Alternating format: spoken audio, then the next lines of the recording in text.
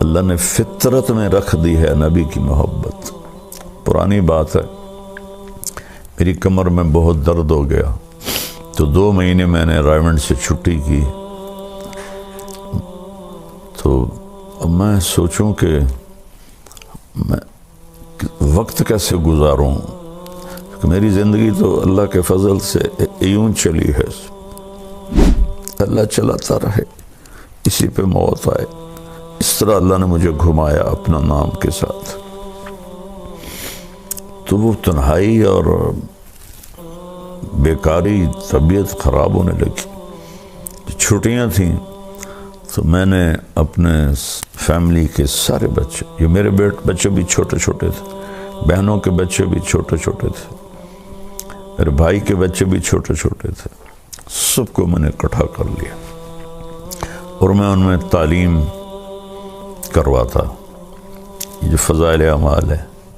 اور وہ بچے تھے، وہ کہیں مجھے بڑے ابا کہتے تھے، بڑے ابا یہ تو کل بھی سنی تھی۔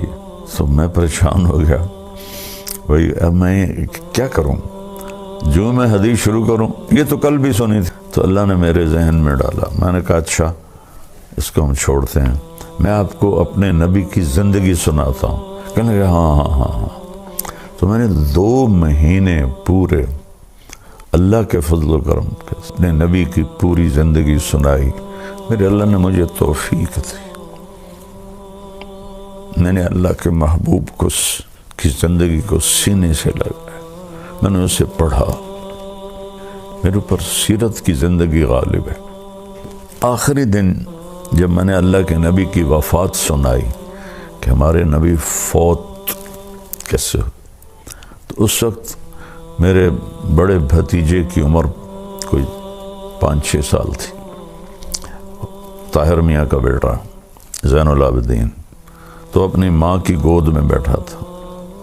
تو جب میں نے یہ بتایا نا تو وہ دھاڑیں مار کے رونے لگا۔ 5 سال کے بچے کو تو پتہ بھی نہیں ہوتا نبی کون ہوتا ہے، واللہ وہ دھاڑیں مار کے رونے لگا اور ماں سے ایسے لپٹ گیا، ہمارے نبی کیوں فوت ہو گئے، ہمارے نبی کیوں فوت ہو گئے، ہمارے نبی کیوں فوت ہو گئے۔